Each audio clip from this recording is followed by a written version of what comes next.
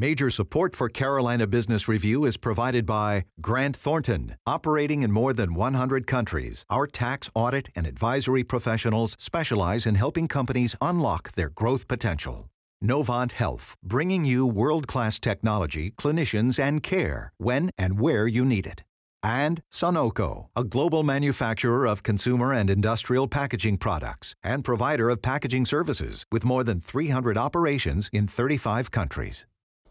The rise of discussions around affordable housing in our major urban cores is not coincidental. Discovery shows us that city mothers and fathers have been more than willing to lean on developers regarding how to not just develop the center of our towns, but how can more affordable housing solutions ride on the momentum of all of this exceptional growth.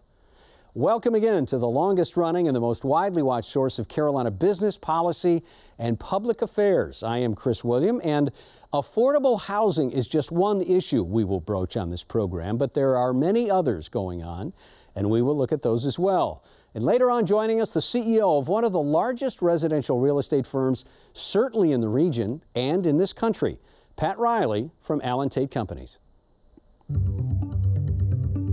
Gratefully acknowledging support by Blue Cross Blue Shield of South Carolina. Please visit us at southcarolinablues.com. The Duke Endowment, a private foundation enriching communities in the Carolinas through higher education, healthcare, rural churches, and children's services. Barings, a leading global asset management firm dedicated to meeting the evolving investment and capital needs of its clients. Learn more at barings.com.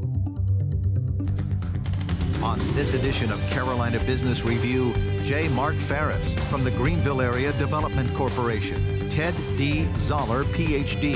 from the Center for Entrepreneurial Studies at UNC Chapel Hill, and special guest Pat Riley, President and CEO of Allen Tate Companies.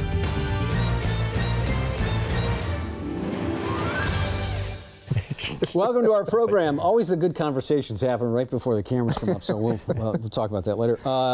Mark, good to have you on the program. Thank Ted, you. good to see you. Thank you. So affordable housing. Mark, you can't go anywhere, and that's a little bit of a blanket statement, but all of the major cities in the Carolinas, even some of the mid-tier cities, have this crane index, this development going on, and now affordable housing is coming up, and these municipalities are saying, yeah, we're going to let you grow. We're going to give you the opportunity, but you've got to have an affordable housing component. Yeah. Are you finding that to be the case? It's been really an issue in Greenville, certainly in the larger cities in both North and South Carolina. Economic development now is about talent attraction. And if you're not able to have some affordable housing options, even for folks who are starting out in the business, it becomes an issue. And certainly if you think about the lack of stock in a lot of places, it becomes even more critical in terms of getting that stock increased. Is it enough chatter, enough attention being highlighted on affordable housing that we're actually going to go from the crisis stage to something that the Carolinas will be able to manage affordable housing? Potentially, but slowly. Yeah. I think some communities are doing it right. We visited a community recently that had integrated affordable housing in some of the traditional kinds of neighborhoods, especially in the urban areas. And we're really impressed with that. And I think that has some potential, but there's no magic bullet to it. Ted, I don't want to keep you outside of this conversation. I mean, how would you characterize the discussion about affordable housing? You know, you have to think about it as an economic system. You know, you have the urban core, the suburbs, and now the exurbs. And unfortunately, we're finding that the folks that are living downtown are gentrifying what happens there, and people who have to provide the services, who actually make the town work, have to live in the exurbs. So they're spending a lot of their time just commuting back into the center of the city. And that's a real challenge for a lot of people because they're taking their disposable income, what little they have, to actually pay for the transportation. So it's a real crisis now. Is it enough attention, again, the same question, is it enough attention that affordable housing will be able to meet the demand? Well, you know, we're working against an economic engine to a certain extent. Look, the cities are back. There's a renaissance going on. It's a very exciting renaissance. People are wanting to go back down to the center city. But unfortunately, that drives prices up. And housing is a key factor to that.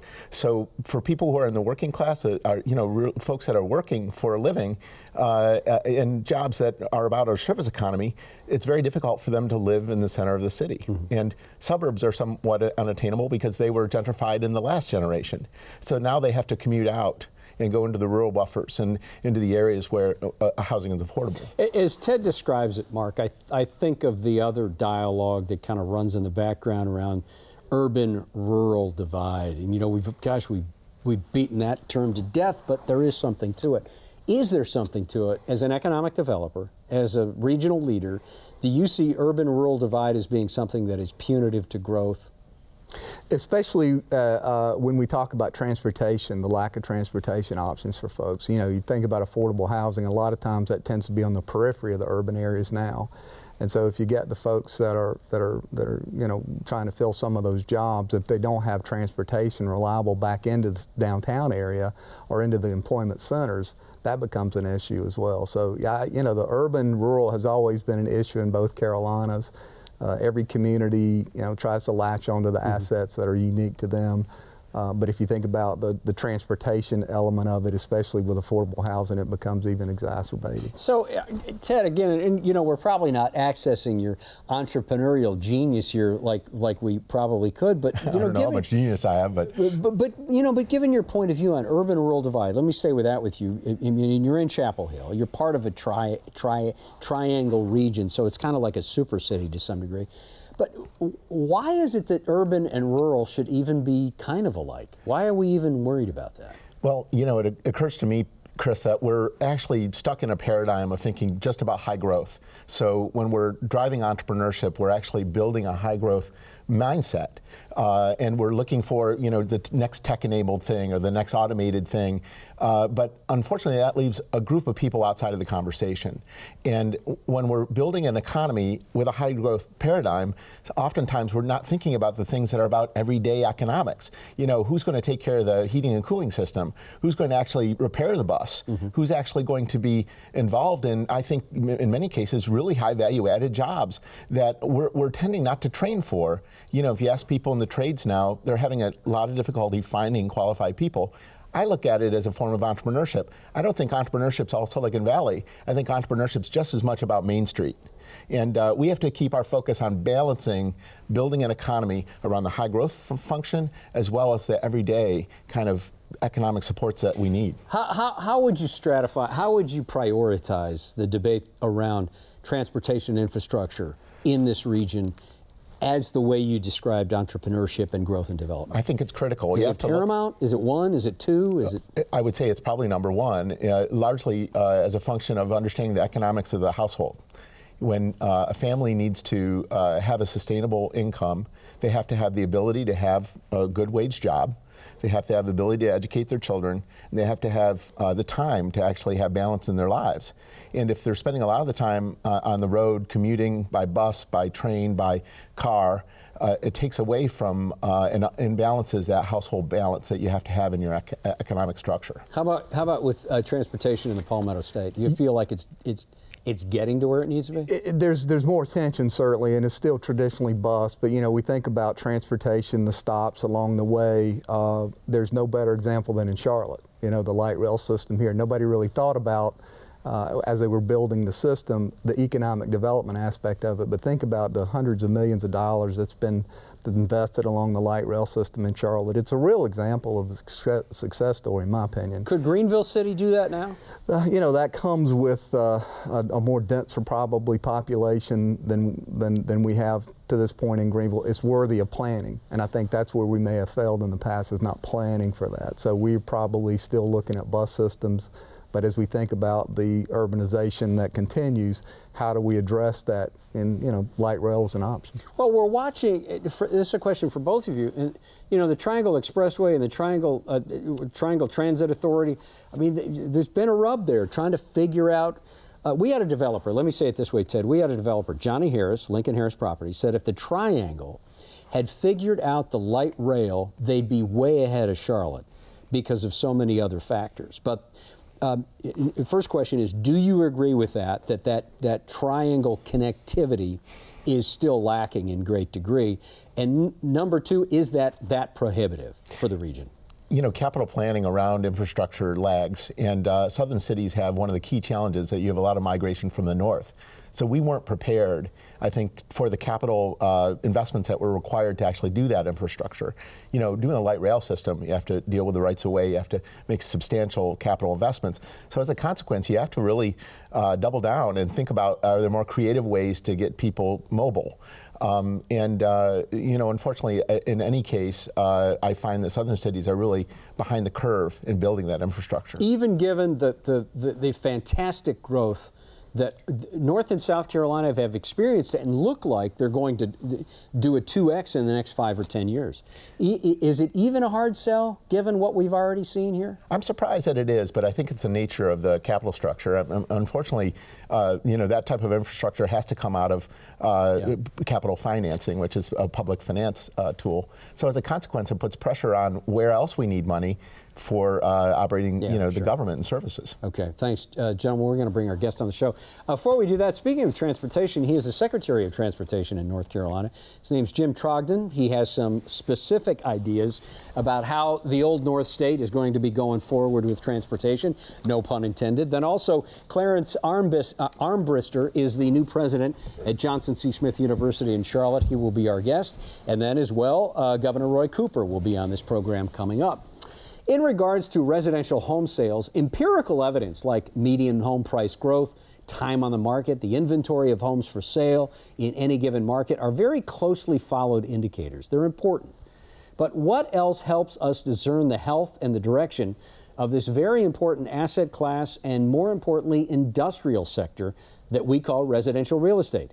Joining us again is the President, Chief Executive Officer of Allen Tate Companies, Pat Riley. Pat, welcome back. Thank you, Chris. It's good to be here. Very good to be here. Pat, is this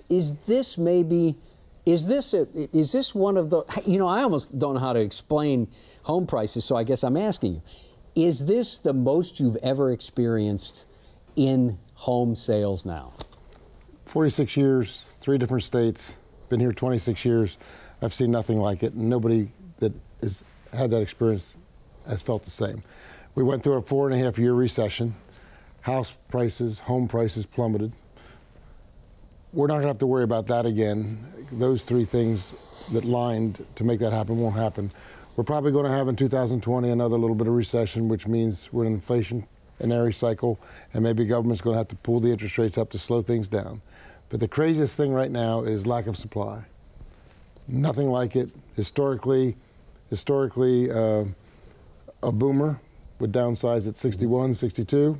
My parents, today, boomers' average downsize is 74. So the largest generation in history is squatted. And that sticker price that you talked about, when I should go to, I look at it and I have sticker price. My house is paid for, I'm just going to squat. So the largest generation in history has no hurry. They're living longer, they're healthier. Then the second largest generation in history is the millennials. And the millennials at 32, 33 are just having their babies. And they're not ready for their second or third house. Many of us had our second or third house by the time we were in the 30s. So the 2 largest generations in history are squatted.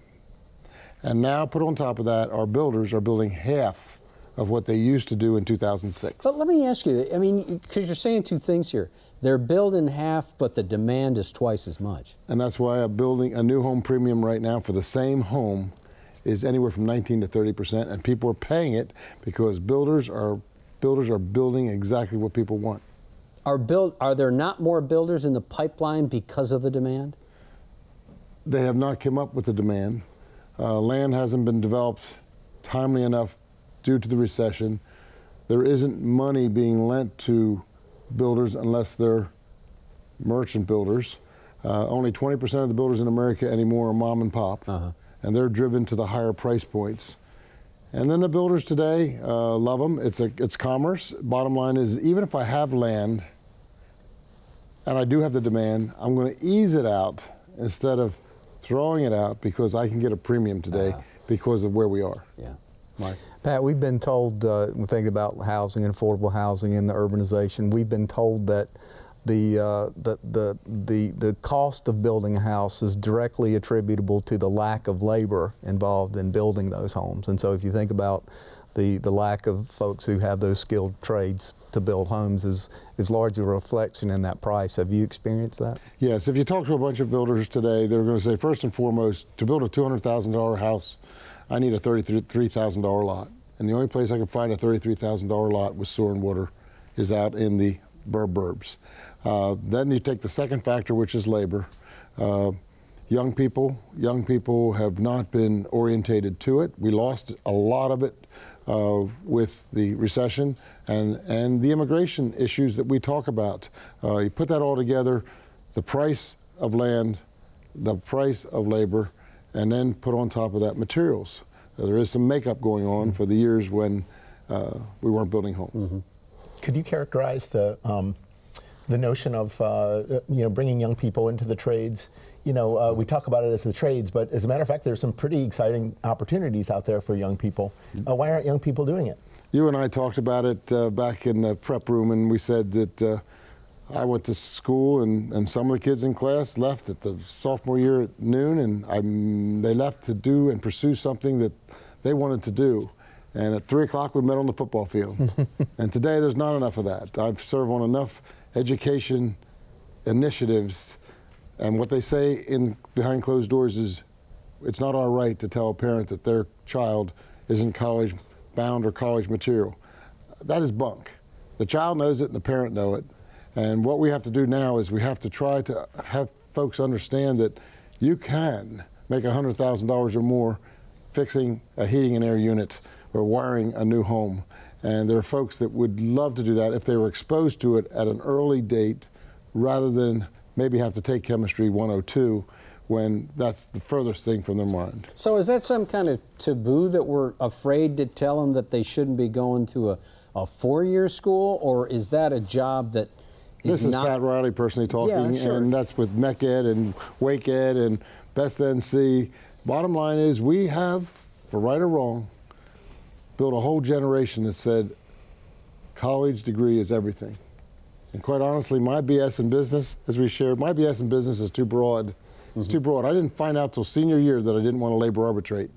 I had wasted 2 years. I wish I would have had to specialize. So on the higher institution wise, we got to really specialize and really take that sophomore and get them finding out at sophomore year where they need to do. Because a BS in anything today is too broad. And then at the high school level, the Boy Scouts are doing it now with the Explorer program. We have to have kids experience something when they're sophomores in high school, whether it's criminology or whether it's cosmopology or it's electrician or drywall, where somebody can back and say, I can fix that Caterpillar tractor. And it just takes a computer and wrenches and grime and dirt. It's not part of it anymore. Hey, let me get back to the industry, the residential real estate industry. How long do you see it being this tight? It's starting to happen because of the greed of sellers. It's a wonderful, wonderful thing right now that homes historically appreciated about 3.5% since World War II. And since the recession, it's been 5, 6, 7, 8. The Allentate Company from Raleigh down to Lake Hartwell and Kiwi right now, our average sale price in the first quarter last year to this year is up $19,300 average closing. So when we talk about affordable housing, forget this shortage. That's just icing on the cake, making it worse right now these last 3 years. Affordable housing, when we didn't have appreciation, is a whole issue in itself. Yeah. Now it's being exacerbated. Yeah. Has the character of housing in the Carolinas changed? You know, after the recession, we saw a significant number of new multifamily units being permitted all across, you know, especially the more urban areas. And we used to never see that, I think, but that seems to be a real change in the type of housing even. That's where the money was being lent. That was the only place you could get money. That's where developers went. We probably tipped over to where it's maybe a little too much right now, and we're going to see that in rental reduction. But the reality is we could use all the condos we could build right now along the light rails to keep the prices down, but that won't happen until the money for residential rental dries up. Because right now I can rent out a new complex at 60% and flip it. I'm free. If I sell a condo out, which we could do, there's still an umbilical cord tied back to construction, any flaws, long-term. So I'd rather take this route. It'll come back, but and the demand's there, but it's not yet. Do you think we've overbuilt rental? And you know, we don't do anything in moderation. That's right. That's what I'm sensing too. And my sense is condo financing has been a real limit. Are we innovating a new way to finance condominium-style housing? Like I say, and in many cases, the boomers don't need the financing. Right. So it's not the issue. We could sell as many. Sun City, right through the recession, sold 233 homes a year. We have 5 or 6 now, Sun City-like communities, 7 now, selling as fast as they can. So you have the immigration of people following their kids and grandkids, and you also have people here. The boomers need a place to go to. They need a place to go to. That's another part of the problem, and the sticker shock. You touched on affordable housing. We talked about it in the beginning of the program. So affordable housing, is it still back on its heels, or is there a renaissance going on with consideration? I just got back from Cincinnati. Every city in the country is worried and concerned about it. When I first came down here 26 years ago, Bank of America and the banks, with their community dollars, set up whole wards of the city that was very diverse in housing prices and subsidized, and they're still today holding the value for wonderful, wonderful life. So that mixed model works. It works, but somebody has to pay the developer. The developer builder only make their profit in the last 15–20% of the units.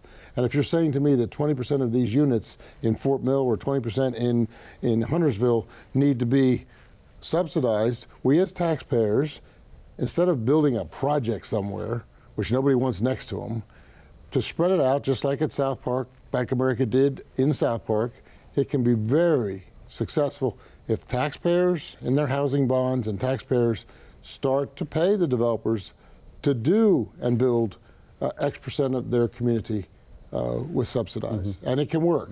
But taxpayers have to be willing to raise taxes, whether it's transportations, infrastructure. I have not had a realtor in 26 years with an incoming transferee say, these taxes are too high here. They're coming here because our taxes are very low. We're going to have to tap in. Annexation took us on a wonderful journey, but we're at the end of that road. We have annexed everything. Now we have to raise taxes, and now we have to have politicians that have the guts to stand up and say, we got to do it. Do you see an opportunity for community banks to actually help fill the goal in financing different types of housing opportunities? And it has to be public, private. Everything that we've done well, it's public, private, and business all together saying this is important.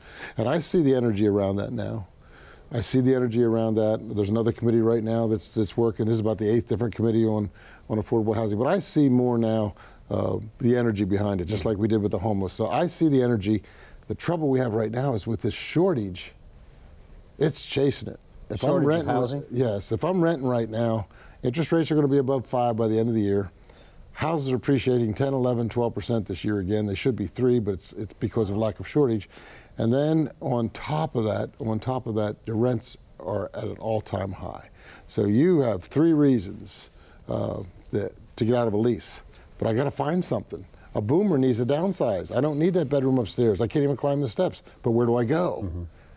Nobody's letting go of the inventory. And I'm worried about the working folks that have difficulty as their rent is going up and they don't have the opportunity to buy. What do you think the solution might be in terms of a new product for people who are working in the urban core? Well, we have wonderful, wonderful housing stock in North and South Carolina right around our cities. An ugly stat is that 42% of our inventory, we have it, isn't loved anymore, not desired anymore. Because of whether it's HTV or whatever it is, nobody wants to do the work anymore. And I want to take off and leave where my parents started. I want to take off where they left. And I don't want to lift a finger, and I want it to walk in. And you know what? If that appliance is 3 years old, I'm going to go find the appliance. So I've never seen in my years a marketplace where 42% of America's inventory is not loved anymore. We've got about a minute and a half left, and I want to get this question in. So, Pat, as your purview across the region here, and as you've described the industry, the dynamics, how critical is the infrastructure and transportation plan that's being deployed now? To me, it's everything. We have a chance to make this 25 years looking back, a special place. And I think these 5 lines, we've studied these 5 lines for years. The right-of-ways are there. We have to push on state and fed, and we have to finish in the Charlotte region the 5 lines. And in Raleigh, I'm over there with my team. We got to get on board with the first, second lines there. So infrastructure, transportation takes time, and it goes quickly, but you can't start soon enough. And Greenville too. Any urban core has to figure out, and that's where affordable housing is going to go.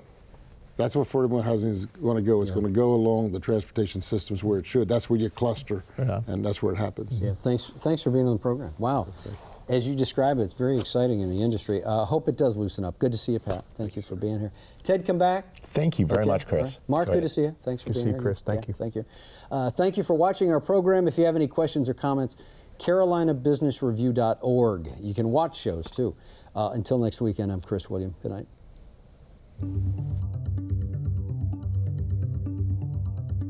Major funding for Carolina Business Review was provided by the Duke Endowment, Barings, Grant Thornton, Novant Health, Sunoco, Blue Cross Blue Shield of South Carolina, and by viewers like you. Thank you. Promotional consideration provided by Business North Carolina Magazine. For more information, visit carolinabusinessreview.org.